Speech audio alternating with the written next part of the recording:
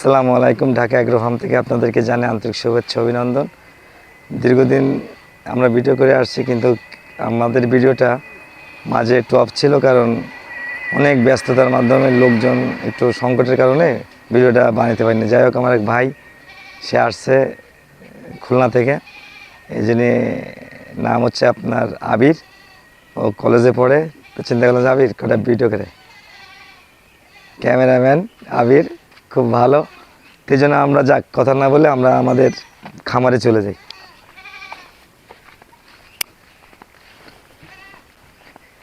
খামারটা হচ্ছে ভাই আপনার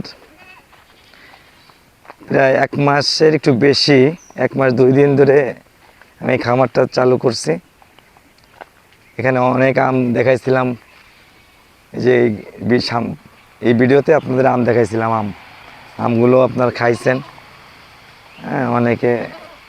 অনেকে বলছিলেন যে আম কিছু বিক্রির জন্য, কিন্তু আমি হয়তো আপনাদেরকে ওইভাবে আম দিতে পারিনি, এই জন্য আমি দুঃখিত।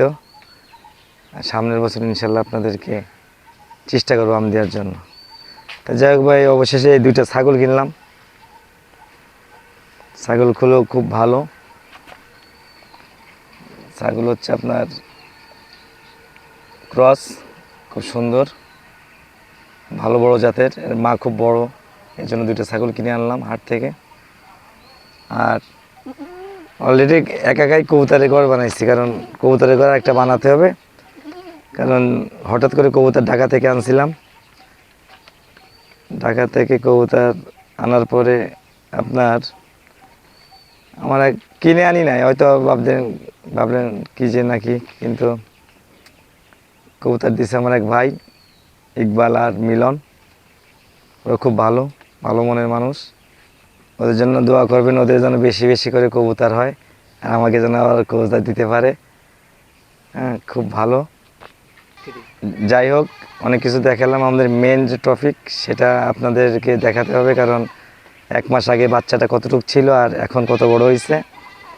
এর জন্য এই হচ্ছে আমাদের প্রজেক্ট।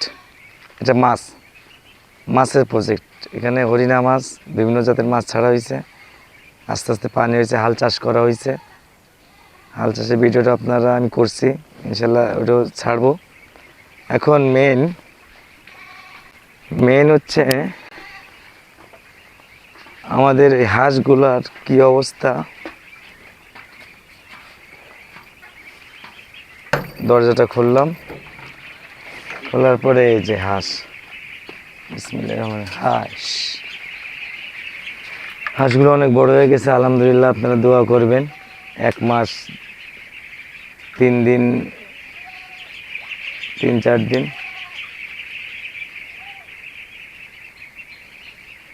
ছোট হাঁস আনছিলাম, বাচ্চা 1 দিনের বাচ্চা আনছিলাম। 1 দিনের বাচ্চা আনার পরে 200 ছোট বাচ্চা আনছিলাম পিচ্ছে, আপনারা দেখছিলেন 1 মাস আগে। এখন হাঁসগুলো ইনশাল্লাহ 1 মাস 3-4 দিন হয়েছে, হাঁসগুলো ইনশাল্লাহ বড় হয়ে গেছে। এই 200 হাঁস যদি জীবিত থাকে, আল্লাহ আল্লাহ করে কোনো রোগ বালাই না দেয়, তাহলে ইনশাল্লাহ সব মায়া হাঁস, ডিমের হাঁস। এই সব হাঁসগুলো আর 3.5 মাস পরেই ইনশাল্লাহ ডিম দিবে। ডিম দিলে ইনশাল্লাহ আশা করি কিছু মানে যে খাওয়ার যে একটা খরচ, সেটা ইনশাল্লাহ উঠে আসবে।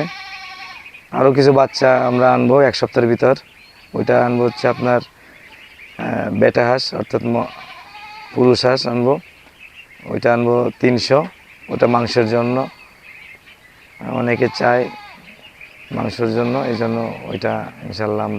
আমাদের হাঁসের মূলত খাবারটা কি, যে এই চাউলের যে কুড়াটা, ওই যে ধান বাঙালির যেটা কুড়া হয়, ওইটা ন্যাচারাল খাবার, ফিট না। আর এইটা পুকুর সাইডে, এই পুকুরে সকালবেলা আমরা খাওয়ার পরে ছেড়ে দিই। আর এই যে বড় আপনার হাঁস চড়ানোর জন্য অনেক দূর, ওইখান থেকে চড়া যায়। একদম দেশি ন্যাচারাল, কোনো না, জাস্ট ঘরে একটু ভালো লাগে, এই জন্য ঘরে ভরে রাখছি। সকালে ওরা ঘুরে টুরে এসে খায়। অরিজিনাল পাতি হাঁস এটা, দেশ গ্রামের জন্য খুব খাইতে খুব সুন্দর সুস্বাদু। এটাই হচ্ছে এই পর্যন্ত। আলহামদুলিল্লাহ। আর একটা বিষয় হচ্ছে কি, কিছু রুই মাছ ছাড়ছে, রুই মাছ, পুঁটি মাছ, বিভিন্ন ধরনের মাছ আছে এখানে, হরিণা মাছ, চিংড়ি মাছ, এই মাছগুলো সব এখানে, সব মাছগুলো এখানে খাবার খাইতেছে, ঘুরে বেড়াচ্ছে। এটাই সুন্দর কইরা পুঁটি মাছও ছাড়ছি।